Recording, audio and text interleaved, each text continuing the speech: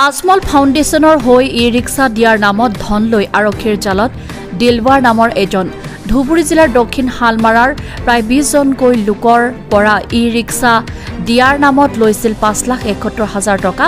ঘটনা সন্দৰ্ভত ধুবুৰী জিলাৰ দক্ষিণ হালমাৰাৰ পৰা লোককেইজনে হোজাইত উপস্থিত হৈ নীলবাগানৰ পৰা প্ৰবঞ্চক দিলৱাৰক কৰায়ত্ব কৰি আজমল ফাউণ্ডেশ্যনত লৈ আহে। পৰৱৰ্তী সময়ত হোজাই আৰক্ষীক খবৰ দিয়াত হোজাই আৰক্ষী আজমল ফাউণ্ডেশ্যনৰ কাৰ্যালয়ত উপস্থিত হৈ ধৃত প্ৰবঞ্চক দিলৱাৰক সোধপোছ কৰি ইতিমধ্যে আটক কৰি লৈ যায় হোজাই আৰক্ষী থানালৈ। ইফালে প্ৰবঞ্চক দিলৱাৰৰ মতে তেওঁ নিৰ্দোষী, তেওঁ ৰাজনৈতিক ষড়যন্ত্ৰৰ বলি হোৱাৰ কথা উল্লেখ কৰে। Bureau report, Assam north east news live.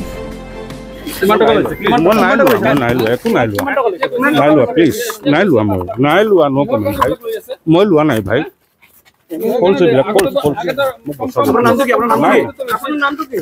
মই এইটো আপুনি এনেই মোক ফচাইছে, ষড়যন্ত্ৰ। মই ৰাজনীতি ষড়যন্ত্ৰ হৈছো, মোক ৰাজনীতি ষড়যন্ত্ৰ কৰিছে, মোক ৰাজনীতি ষড়যন্ত্ৰ কৰিছে। নহয় নহয়, মই ৰাজনীতি এনেই কৰি আছো।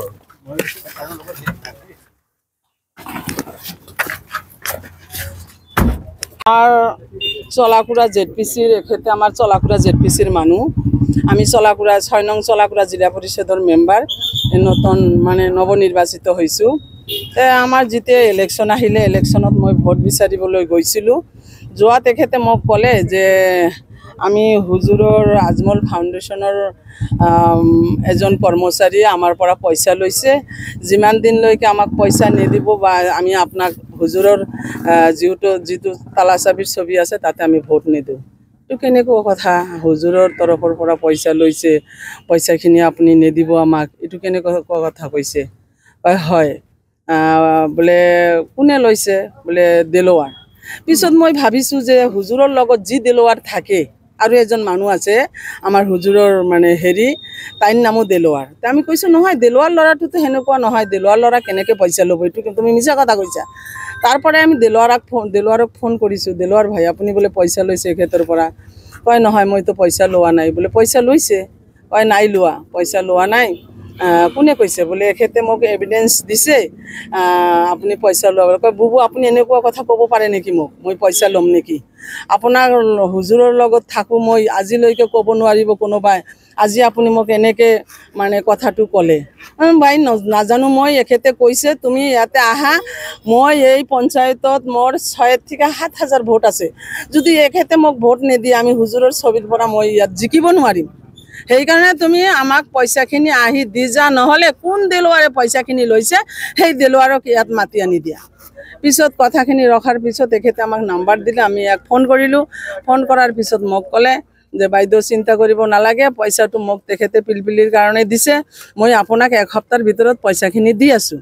কিন্তু 1 সপ্তাহ 2 সপ্তাহ 3 সপ্তাহ গুচি গ'ল, আজি 6 মাহৰ কথা, 6 মাহৰ কথা। আৰু ঈদৰ 5 দিন আগত মই ফোন কৰিছোঁ যে দাদা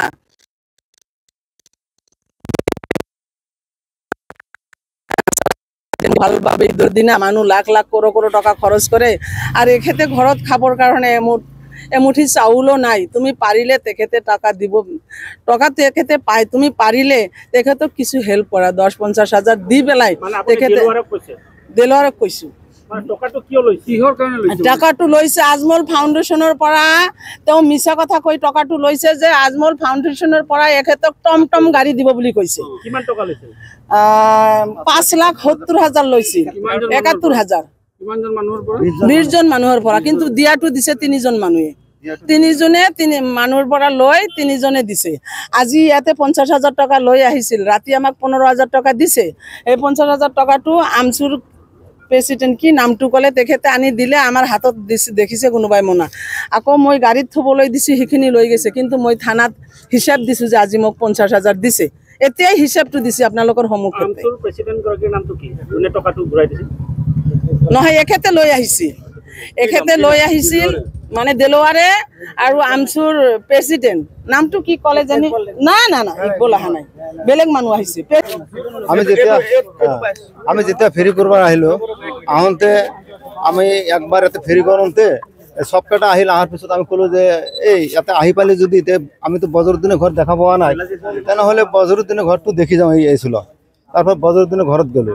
বজৰুদ্দিন আমাক যথেষ্ট সন্মান কৰিছে আৰু আমাক খাওয়া লোৱাও খুৱাইছে।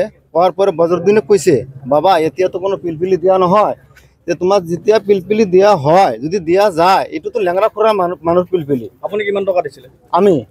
আমি টোটাল 3টা মিলি 5,71,000 টকা দিছো। মানে 3জনে মিলি দিছিল? 3জনে মিলি দিছো আর কি।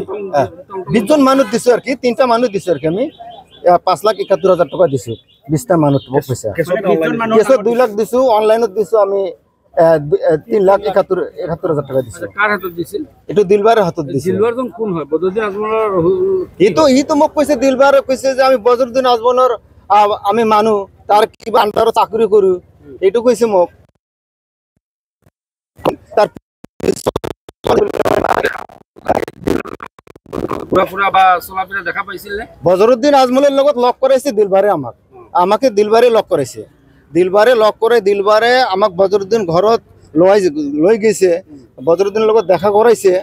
আৰু বজৰুদ্দিনে আমাক যেদিনা পইচা পিলপিলি কথা মই কলো বজৰুদ্দিনে কলে, বাবা এতিয়া তো পিলপিলি নহয়, তোমালোকে এটা কাম কৰা, যেতিয়া পিলপিলি দিয়া যায়, আৰ এগুলা হল লেংৰা খুৰা বস্তু, এগুলা ভাল মানুষ নেদেয়, তোমালোকক মই এটা সন্মান কৰি দিওঁ, 5,000 কোটি টাকা তোমালোকক দি দিওঁ।